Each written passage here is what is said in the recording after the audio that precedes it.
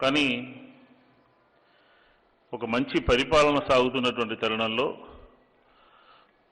ఎన్నికల్లో ఇచ్చినటువంటి మేనిఫెస్టో 95% పూర్తి చేసినటువంటి తరుణంలో ప్రభుత్వం జగన్మోహన్ రెడ్డి గారు ప్రజలందరినీ ఆదుకుంటున్నటువంటి తరుణంలో ప్రభుత్వానికి ఒక మంచి పేరు వస్తోంది అని చెప్పని కుట్రపూరితంగా తెలుగుదేశం చంద్రబాబు నాయుడు గారు భారతీయ జనతా పార్టీ ఈ రాష్ట్రంలో మత విద్వేషాలని రగిలించాలి అనే ప్రయత్నం చేస్తూ ఉన్నారు. ఆంధ్ర రాష్ట్రంలో హిందూ సమాజం అనాదిగా బ్రహ్మాండంగా గౌరవించబడుతూ అందరినీ గౌరవిస్తూ ఇతర మతాలని గౌరవిస్తూ ఉన్నటువంటి పరిస్థితి మనకు తెలుసు. అందరూ అన్ని చోట్లకి వెళ్తూ ఉంటారు. ప్రశాంతమైనటువంటి వాతావరణంలో ఉన్నాం. అది మన రాష్ట్రంలో లేవు ఆ మత కలహాలు కానీ మత విద్వేషాలు కానీ. కానీ భారతీయ జనతా పార్టీ తెలుగుదేశము ఆంధ్ర రాష్ట్రానికి పరిచయం చేయాలని చెప్పని ఆలోచన చేస్తూ ఉన్నాయి. దీన్ని తీవ్రంగా ఖండిస్తూ ఉన్నాం. ఒక బ్రాహ్మిన్ కార్పొరేషన్ చైర్మన్గా చెప్తా ఉన్నాను, ఇంకా ఆపండి ఇలాంటి మత విద్వేషాలు రెచ్చగొట్టేటటువంటి కార్యక్రమాలు, లేదంటే తెర వెనుక ఉండి చేసేటటువంటి విద్రోహ చర్యలు కుట్రలు ఆపండి అని చెప్పి ఈ సందర్భంగా నేను చెప్తా ఉన్నాను. సెక్యులర్ వ్యవస్థలో ఉన్నాం మనం. ఒక మానవీయ కోణంలో మంచితో మానవత్వంతో ఈరోజు రాష్ట్రంలో పరిపాలన సాగుతూ ఉంది. చంద్రబాబు నాయుడు గారికి అధికారంలో ఉన్నప్పుడేమో కులంతో, అధికారం పోతేనేమో మతంతో కార్యక్రమాలు నడిపిస్తూ ఉన్నారు. ఈరోజు ఏ స్థాయికి దిగజారారంటే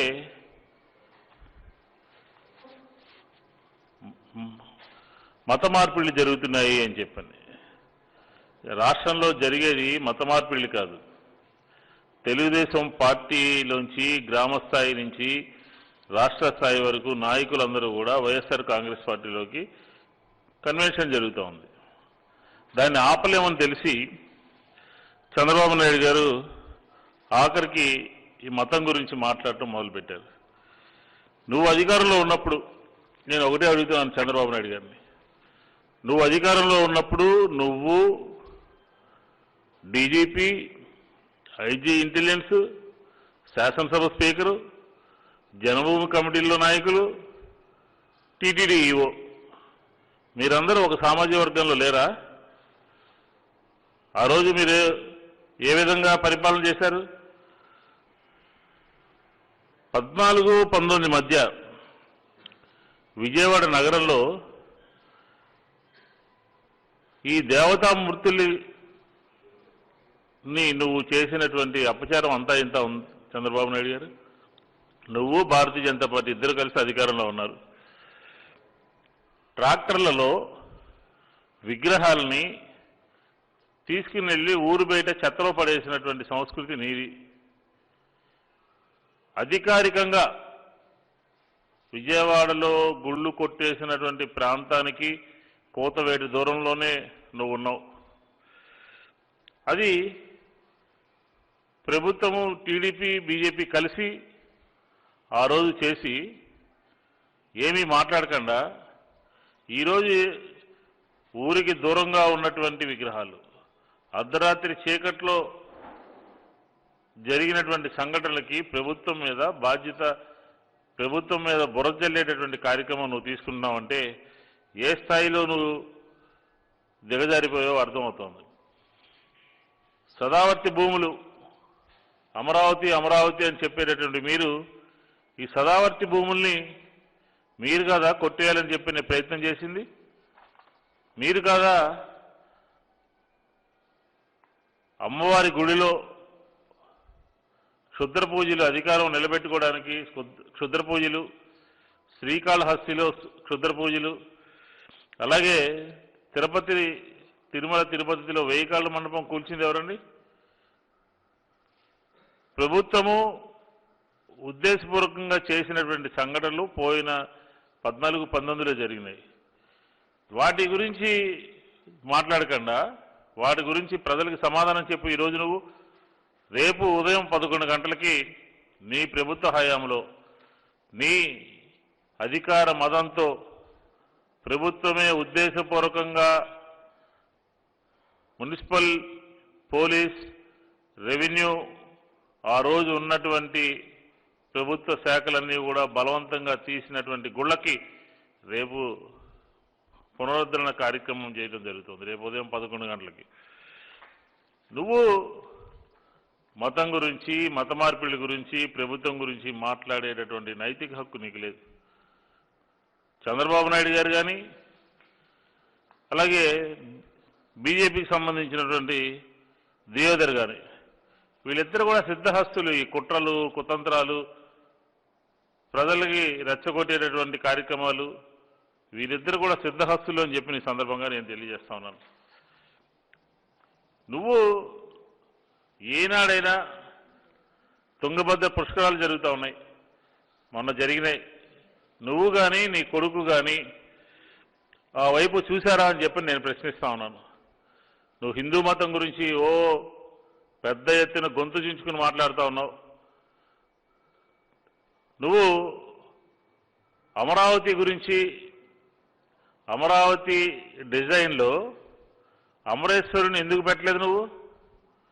నువ్వు బుద్ధుడి యొక్క డిజైన్లో బుద్ధుడి యొక్క విగ్రహం దీన్ని పెట్టాల్సినటువంటి అవసరం ఏమొచ్చింది? నీకు ఆ రోజు గుర్తు రాలేదా హిందూ మతం? ఈరోజు వైఎస్ రాజశేఖర రెడ్డి గారి హయాం నుంచి ధూపదీప నైవేద్యాలు కానీ, అర్చకుల యొక్క శ్రేయస్సు కానీ అంతాకెందుకు నిన్నగాక మన కరోనా సందర్భంలో కూడా 15 కోట్ల రూపాయలు 40,000 మంది అర్చక స్వాముల యొక్క అకౌంట్లో వేసినటువంటి ప్రభుత్వం జగన్మోహన్ రెడ్డి గారి నాయకత్వంలో ఉన్నటువంటి ప్రభుత్వం. మీరు హిందూ మతం గురించి మాట్లాడతారు. ఏనాడైనా మీరు మీ 5 సంవత్సరాల పరిపాలనలో లేదా అంతకుముందు పరిపాలించినటువంటి టైంలో ఏ రోజైనా హిందూ మతం గురించి మీ నోటి ద్వారా ఒక్కసారైనా వచ్చిందా అని చెప్పి ఈ సందర్భంగా నేను అడుగుతా ఉన్నాను. జగన్మోహన్ రెడ్డి గారు పాదయాత్ర ప్రారంభంలో, పాదయాత్ర చివరిలో, పాదయాత్ర అలాగే అధికారం ప్రజలు ఇచ్చిన తర్వాత అధికారం ప్రమాణ స్వీకారం ముందు తర్వాత అనేక సార్లు తిరుమల తిరుపతి దేవుడి దగ్గరికి వెళ్ళడం జరిగింది. నువ్వు వెంకటేశ్వర స్వామి దగ్గరికి వెళ్ళావో లేదో మాకైతే తెలియదు, కానీ ఖచ్చితంగా హిందూ మతానికి సంబంధించినటువంటి ద్రోహివి నువ్వు 5 సంవత్సరాలు కూడా. ఎందుకుని తిరుమల టీటీడీకి సంబంధించి తిరుమల తిరుపతి దేవస్థానానికి సంబంధించి వంశపారంపర్య హక్కుని నువ్వు ఆ రోజు ఇవ్వలేకపోయావు. అదే జగన్మోహన్ రెడ్డి గారు వచ్చిన తర్వాత సుప్రీంకోర్టు ఆర్డర్ని పరిగణలో తీసుకుని వంశపారంపర్య హక్కుని పునరుద్ధరించినటువంటి వ్యక్తి, హిందూ మతాన్ని గౌరవించి అమలు చేసినటువంటి వ్యక్తి వైఎస్ జగన్మోహన్ రెడ్డి గారు అని చెప్పిన ఈ సందర్భంగా నేను మనవి చేసుకుంటున్నాను. ఈరోజు తుంగభద్ర పుష్కరాలకు కానీ, గోదావరి పుష్కరాలకు కానీ, కృష్ణా పుష్కరాలకు కానీ, ఆఖరికి గంగా నదిలో కానీ స్నానం చేసినటువంటి వ్యక్తి వైఎస్ జగన్మోహన్ రెడ్డి గారు అయితే, నువ్వు గోదావరిలో స్నానం ఒకసారి చేస్తే దాని పర్యవసానం 30 మంది మరణించారు చంద్రబాబు. నువ్వు హిందూ మతం గురించి, ఈ రాష్ట్రంలో మతాల గురించి మాట్లాడుతున్నావు. అలాగే ఇక్కడ ఈ సందర్భంలో మనం మాట్లాడుకోవాల్సి వచ్చింది. బండి సంజయ్ అని ఒక థర్డ్ గ్రేడ్ లీడరు ఒళ్ళు బలిసి మాట్లాడుతూ ఉన్నాడు. ఒళ్ళు దగ్గర పెట్టుకుంటే మంచిది. ఎందుకంటున్నానంటే బైబిల్, అలాగే ఖురాన్, అలాగే భగవద్గీతకు సంబంధించినటువంటి 3 కలిస్తేనే అది వైఎస్ఆర్ కాంగ్రెస్ పార్టీ అని చెప్పిన ఈ సందర్భంగా బండి సంజయ్కి చెప్తాను. ఒళ్ళు దగ్గర పెట్టుకుని మాట్లాడితే మంచిది అని చెప్పిన ఈ సందర్భంగా నేను మనవి చేసుకుంటా ఉన్నాను. కాబట్టి చంద్రబాబు నాయుడు గారు ఎప్పుడు అధికారం పోయినా మతాల్ని కులాల్ని రెచ్చగొట్టేటటువంటి ప్రయత్నం చేస్తూ ఉంటారు. ఈరోజు నేను ఒకటే ఉదాహరణ చెప్తా ఉన్నాను. రామతీర్థం వెళ్తూ విశాఖపట్నంలో దిగి ఆయన అభివాదం చేయటం, విక్టరీ సింబల్ చూపించడం, థమ్సప్ సింబల్ చూపించడం అది దేనికి సంకేతం అండి? ఏంటి మీరు రామతీర్థానికి వెళుతున్నటువంటి సందర్భంలో ప్రవర్తించినటువంటి తీరు అని చెప్పి అడుగుతా ఉన్నాను. కాబట్టి ఈ రాష్ట్రంలో ఐపీసీ సెక్షన్స్ని ఒకసారి మీరు పరిశీలించుకోవాలి. మతాన్ని రెచ్చగొట్టినా, మతాన్ని కించపరిచినా ఏ ఏ సెక్షన్ల ద్వారా జైలు పాలు అవుతారో ఒకసారి అందరూ కూడా గమనించాలి.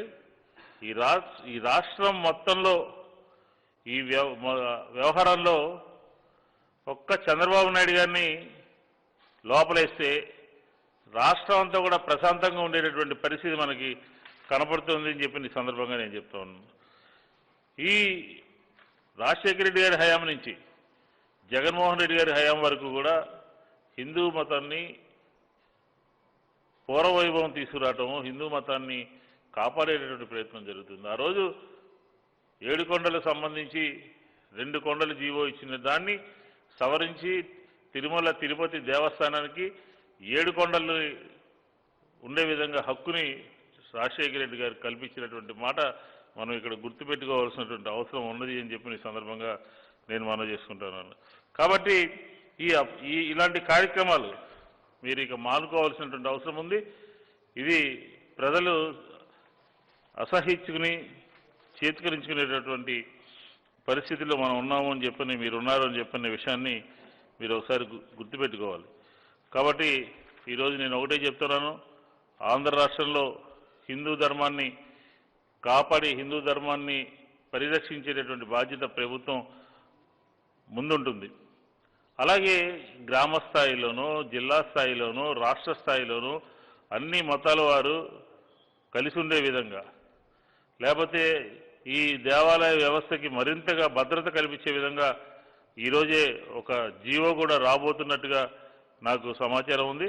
కాబట్టి ఖచ్చితంగా ఆంధ్ర రాష్ట్రంలో ఎవరైతే ఉద్దేశపూర్వకంగా తెర వెనుక కుట్రలు చేసి ఇలాంటి దేవాలయాల మీద దాడులు చేయాలని చెప్పిన ప్రయత్నం చేస్తారో వారందరికీ కూడా ప్రభుత్వం చాలా సీరియస్గా వాటిని కఠినమైనటువంటి దీన్ని తీసుకోవడానికి కూడా చర్యలు ఆల్రెడీ మొదలుపెట్టింది. రాబోయే రోజుల్లో మరింత కఠినతరంగా ప్రభుత్వం చర్యలు ఉంటాయి అని చెప్పిన కూడా ఈ సందర్భంగా నేను మీ అందరి దృష్టికి, మీ ద్వారా ప్రజలందరి దృష్టికి కూడా తీసుకెళ్తా ఉన్నాను. కాబట్టి మనం ఒక మతానికి మేలు చేస్తే ఎవరైనా విమర్శించవచ్చు. పూర్తిగా ఈ రాష్ట్రంలో ఉన్నటువంటి అన్ని మతాల వారికి ఈరోజు దాదాపుగా 90,000 కోట్ల రూపాయలు ఎస్సీ, బీసీ, మైనార్టీ వర్గాలకు సంబంధించినటువంటి పేద ప్రజల అకౌంట్లో కరోనా లాంటి పాండమిక్ సిచ్యుయేషన్లో కూడా ప్రపంచం అంతా కూడా గర్వించదగ్గ పరిపాలన ఆంధ్ర రాష్ట్రంలో జరుగుతూ ఉంటే చంద్రబాబు నాయుడు గారు ఒక పక్క భారతీయ జనతా పార్టీ ఇద్దరు కూడా ఈ రాష్ట్రానికి మత విద్వేషాలని పరిచయం చేయాలి, తీసుకురావాలి అనే కోణంలో ఆలోచిస్తున్నారు. దీన్ని తీవ్రంగా ఖండిస్తా ఉన్నాం. ఎంతటి వారినైనా ఉపేక్షించేది లేదు అని చెప్పిన కూడా ఈ సందర్భంగా చెప్తా ఉన్నాం.